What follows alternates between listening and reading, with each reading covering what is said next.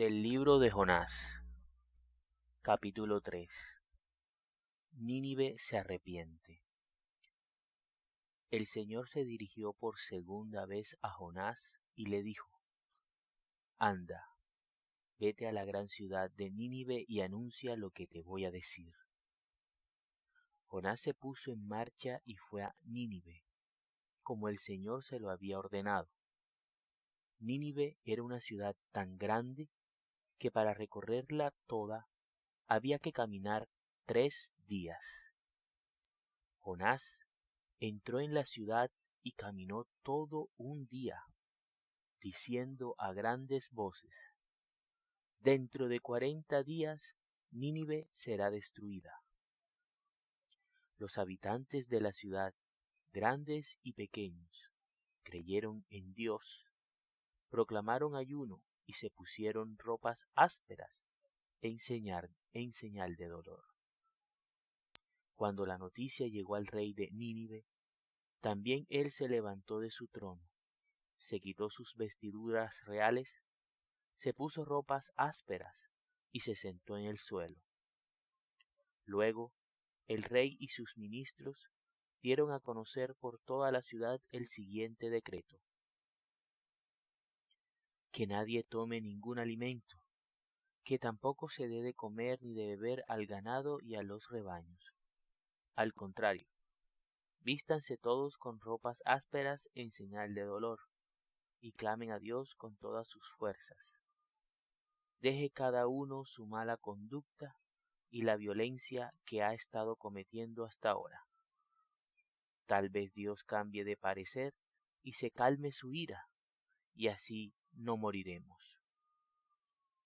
Dios vio lo que hacía la gente de Nínive y cómo dejaba su mala conducta, y decidió no hacerles el daño que les había anunciado. Palabra de Dios. Te alabamos, Señor. En el capítulo 3 de Jonás podemos hacer una reflexión vista desde 2 puntos diferentes. El primero que quiero tocar es cómo una ciudad que no pertenecía al pueblo de Israel recibe el mensaje de Dios de una manera abierta. Recordemos que en el capítulo 1 se nos dice que a Dios había llegado la maldad que había en la ciudad. Tanta era la maldad que se había formado en la ciudad que ya le había llegado a Dios, ya había alcanzado niveles no tolerables por Dios. Pero aquí vemos una situación cuando el profeta Jonás por fin acepta por segunda vez el mensaje, ser portador del mensaje de advertencia. Aquí podemos ver la misericordia de Dios, que no lo destruyó, sino que escuchó su oración y le dio una segunda oportunidad. El Señor es recto, el Señor es justo, el Señor es ordenado, pero también es misericordioso y escucha el corazón arrepentido y escucha el corazón sensato. Jonás recibe una segunda oportunidad y de Dios también recibe su misión, su mandato, lo que debe hacer. Al igual que Jesús, pero eso lo veremos más adelante en la segunda parte de la reflexión. Esta parte quiero enfocarla en la forma como la ciudad de Nínive recibe el mensaje. Cómo, siendo tan grande, fíjense el número de días, es muy importante. Fíjense cuántos días dura Jonás en el estómago de la ballena. 3 días. ¿Y cuántos días se demoraría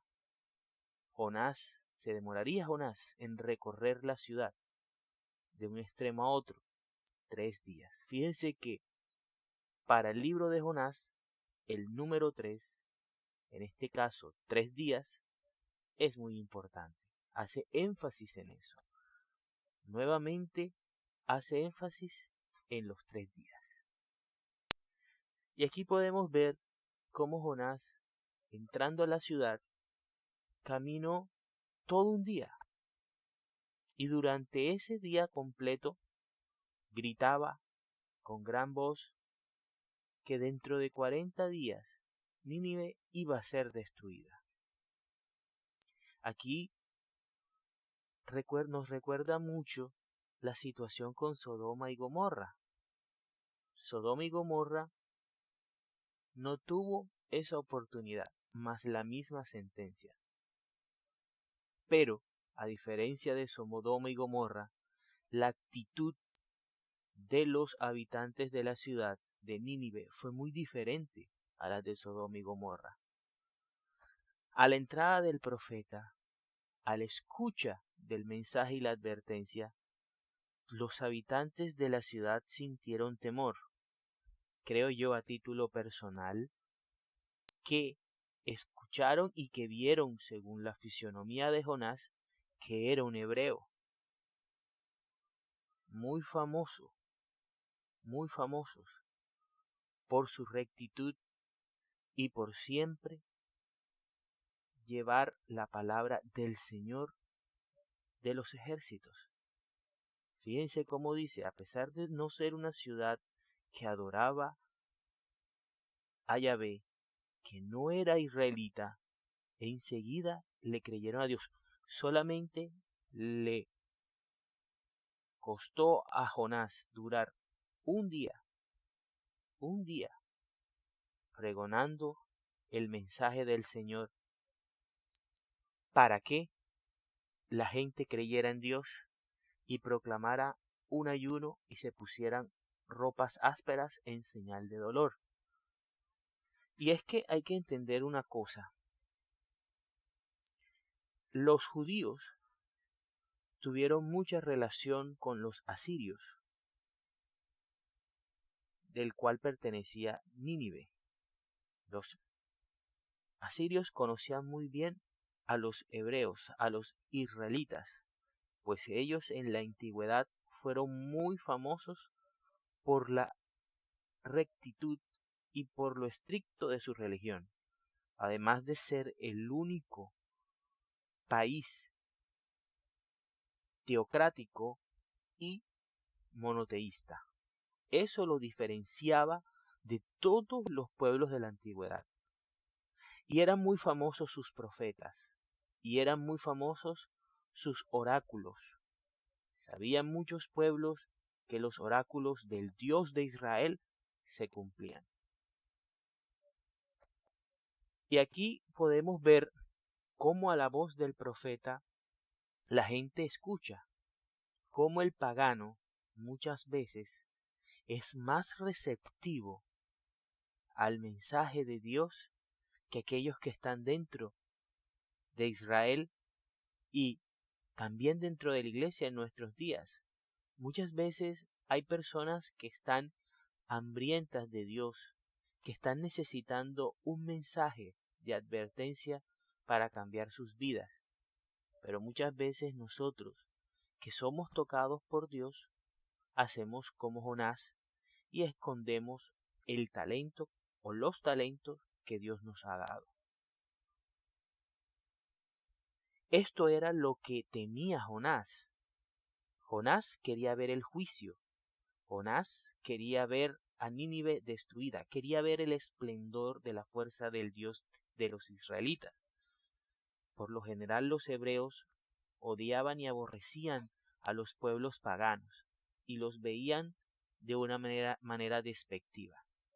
Para Jonás de pronto, ser profeta, anunciador de calamidad para un pueblo pagano era algo rebajante.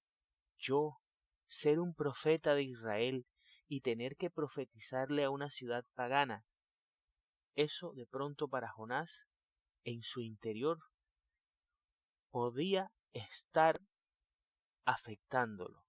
Otra vez recordamos la reflexión de no querer perder el poder y también el egoísmo.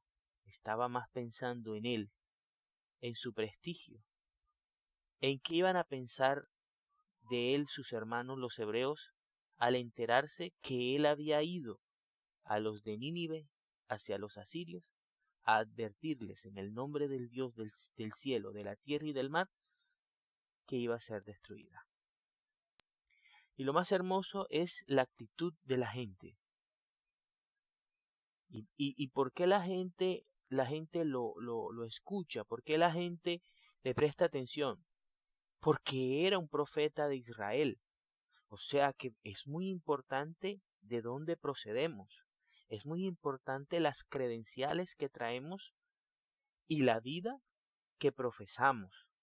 Lo que decimos y lo que vivimos debe tener una coherencia, debe ser integral, para que así el mensaje que demos tenga coherencia y tenga poder para que esas personas a las cuales llega nuestro mensaje, como en el caso de Jonás, puedan ayudarlas a cambiar sus vidas, puedan ayudarlas a empezar su proceso de conversión. Aquí vemos que toda la ciudad, grandes y pequeños, escucharon el mensaje y fíjense, ya sabían lo que tenían que hacer. Sorprendente, proclamaron ayunos, o sea, cortaron la gula, la borrachera, y también se pusieron ropas ásperas en señal de dolor. El dolor espiritual, el vacío espiritual, la corrupción moral, no solamente la sentían en el corazón por el miedo al juicio, sino también que lo estaban expresando de manera exterior, a través de la vestimenta, a través del incómodo, a través de renunciar a los placeres, renunciar a todo aquello que nos lleva a relajarnos en las cosas espirituales. Ellos renuncian a eso. Y otra cosa que llama mucho la atención es que el rey, que muchas veces los reyes se creen dioses, muchas veces la soberbia de los reyes, de los presidentes, de los líderes de las naciones, hacen que Dios se enfurezca. Recordemos a Faraón, muchas veces endurecido de corazón, a Nabucodonosor y a muchos otros más que quisieron destruir al pueblo de Israel y en los cuales tenemos ejemplos. Todos sus ministros y toda la ciudad fue liderada y fue hecha bajo de un decreto que mandaba que ninguno tomara alimento, ni tampoco el hombre ni el animal. O sea, también incluyeron a sus animales dentro de el ayuno y dentro del sacrificio de expiación hacia la ira de Dios. Muchos cambiaron su mala conducta y clamaron a Dios con fuerza. Ayuno, fíjense, ayuno. Aquí hay ayuno. Aquí hay oración. Y clamaron a Dios con todas sus fuerzas. Y clamen a Dios. El decreto dice, vístanse todos con ropas ásperas en señal de dolor. Nadie tome ningún alimento, ni los hombres ni los animales. O sea, ayuno. Clamen a Dios con todas sus fuerzas. 2. Oración. Deje cada uno su mala conducta y la violencia que ha estado cometiendo hasta ahora. 3. Caridad. Dejen el egoísmo, dejen la envidia, dejen la soberbia, dejen la indiferencia. Fíjense, los tres están aquí en este capítulo, que es fundamental para un buen arrepentimiento. Oración, ayuno y caridad, limosna, caridad, limosna. esperando a que Dios cambiara su parecer y calmara su ira. Fíjense, conocían al Dios de Israel, sí lo conocían, sí sabían de él, y tal vez así no moriremos. Conocían este pueblo o esta ciudad, conocía al Dios de Israel, tal vez por esa relación, ese intercambio comercial. Y también recordemos que el pueblo de Israel muchas veces, en varias ocasiones, en 2 ocasiones, fue deportado a estos pueblos y vivieron muchos israelitas en estos pueblos. Y fíjense que al final Dios vio todo lo que hizo la gente de Nínive, de cómo dejaron su mala conducta, y decidió no hacerles daño que les había anunciado. Queridos hermanos, yo quiero compartir con ustedes una cosa en nombre del Señor. Siempre defenderé a Dios. Siempre. Espero hacerlo siempre. Espero que Él siempre me ayude y me dé las fuerzas para defenderlo siempre. Y es que Dios no envía calamidades porque le gusta o porque disfruta destruirnos. Todas estas muertes que han ocurrido en el mundo últimamente tienen muy tristes a Dios. Dios no le gusta que sus hijos, que sus criaturas mueran. Dios le duele mucho cada vez que una vida se pierde, sea bueno, sea malo, porque el asesino, el criminal, el violador, es un alma perdida. Esa alma también está perdida por su conducta y por su maldad. Por eso no pensemos jamás que Dios se está deleitando con todas estas muertes ni con esta pandemia. Al contrario, está muy triste y lo que necesita es eso. Necesita el duelo de nosotros, necesita el ayuno de nosotros, necesita el clamor de nosotros. Todas las madrugadas, tempranito, levantémonos, oremos, así sea 1 hora, y clamémosle a Dios así como hizo hoy el Papa Francisco, para que Él envíe sus fuerzas, Él envíe que el furor no sea contra nosotros, sino con la peste, contra las fuerzas del mal que están detrás de todo esto. Para la gloria de Dios. Amén.